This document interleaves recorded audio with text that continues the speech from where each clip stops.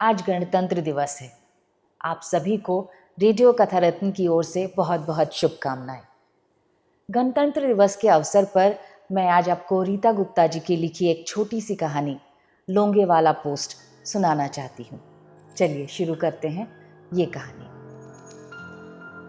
प्यारे बच्चों, मैं लोंगे वाला पोस्ट बोल रहा हूँ। मैं राजस्थान के खूबसूरत शहर जैसलमेर, जिसे गोल्डन सिटी भी कहा जाता है, उससे करीब 120 किलोमीटर दूर हूँ। मुझसे मिलने के लिए आपको सुनहरी चमकती हुई निर्जन थार रेगिस्तान के बीच से गुजरना होगा।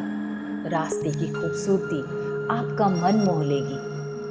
आप सोच रहे होंगे कि मैं कौन हूँ और गणतंत्र दिवस के अवसर पर ही आपसे क्यों बातें करने आया हूँ।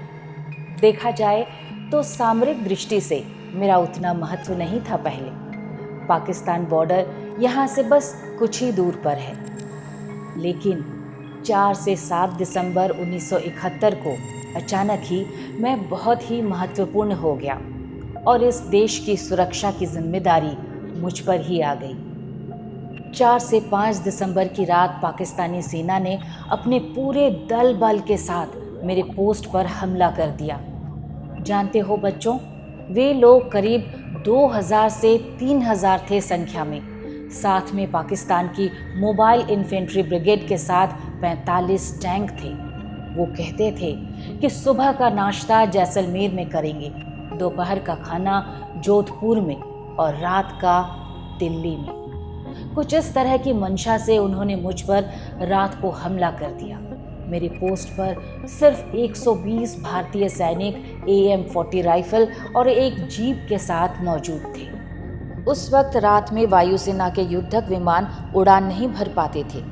मैं लोंगे वाला पोस्ट सब कुछ सुन रहा था। निर्णय लेने का अधिकार पंजाब रेजिमेंट की उस छोटी सी टुकड़ी पर छोड़ दिया गया। उन्होंने मुकाबला करने का निर्णय लिया। एक क्षण को मैं सहम गया था कि कहाँ पूरी तैयारी के साथ आया ये दुश्मन और कहाँ मेरे ये मुट्ठी भर जवान। परंतु मैंने रात भर चली उस लड़ाई को देखा, जब मेरे वीर जवानों ने घुसपैठियों को 8 किलोमीटर अंदर तक खदेड़ दिया। इस युद्ध में सुबह पहुंची भारतीय वायुसेना के हंटर विमानों ने पाकिस्तान में कील ठोकने का काम किया। हमारे 2 जवान शहीद हुए, वहीं उनके 200 सैनिक, 500 सैन्य वाहन और 34 टैंक नष्ट हो गए। मेजर कुलदीप सिंह चांदपुरी ने शानदार लीडरशिप का परिचय देकर इतिहास में अपना नाम दर्ज कराया। मैं तुम्हें इस युद्ध का कारण बताता हूँ। दरअसल भारतीय सेना उसी दौरान बंग सैनिकों के साथ पूर्वी पाकिस्तान को घुटने टेकने को मजबूर कर रहे थे। तो ये एक तरह से पाकिस्तान द्वारा पूर्व का बदला पश्चिमी सीमा पर लिए जाने का प्रयास था। जानते हो बच्चों, ये युद्ध दुनिया भर की मिलिट्री एकेडमी में पढ़ाया जाता है कि पाकिस्तान ने क्या क्या गलतियां की और भारतीय सेना ने क्या पराक्रम दिखाया। बच्चों, जब कभी तुम राजस्थान घूमने आओ तो मुझसे मिलने जरूर आना। मैं सुनाऊंगा आपको उस महान युद्ध का आंखों देखी वर्णन। मैं साक्षी रहा उस विजयोल्लास का भी जो युद्धोपरांत यहाँ मनाया गया। इस युद्ध क्षेत्र में आकर तुम में देशभक्ति की एक नई लहर संचारित हो जाएगी। लड़ाई के दौरान उपयोग में लाए गए जीप, सैन्य सामग्री, खाई, बंकर को देखना तुम्हें रोमांचित कर जाएगा।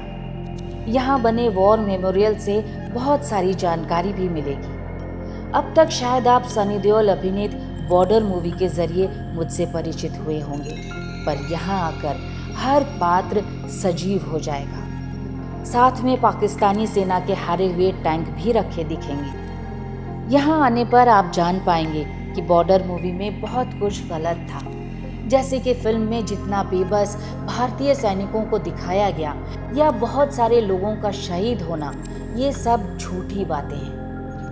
जैसलमेर आते वक्त रास्ते में तनोट माता का मंदिर है, जिसकी देखभाल सीमा सुरक्षा बल करती है। यहाँ एक विजय स्तंभ बना हुआ है। यदि तुम्हें बिल्कुल पाकिस्तान बॉर्डर तक जाना हो तो उसके लिए पास भी यहीं से मिलेगा। बच्चों, आज तो मैंने आपको अपना संक्षिप्त सा परिचय दिया है। तुम्हें ये मालूम होना चाहिए कि देश की रक्षा के लिए सैनिक कितना परिश्रम करते हैं। संपूर्ण देश उनका आभारी रहता है सदैव ही। मुझे विश्वास है कि आप में से कोई बड़ा होकर एक दिन मुझे संभालने ज़रूर आएगा। मैं तब तक आपका इंतज़ार करता हूँ। जय हिंद बच्चों। रीता गुप्ता जी की लिखी ये छोटी सी कहानी लोंगे वाला पोस्ट आपको कैसी लगी, हमें कमेंट बॉक्स में लिखकर ज़रूर बताइएगा। अगर आप हमारा काम पसंद कर रहे हैं तो प्लीज़ हमारे चैनल को लाइक, शेयर और सब्सक्राइब ज़रूर कर लीजिएगा। हमें आपके प्यार और आपके सपोर्ट की बहुत ज़रूरत है। जय हिंद।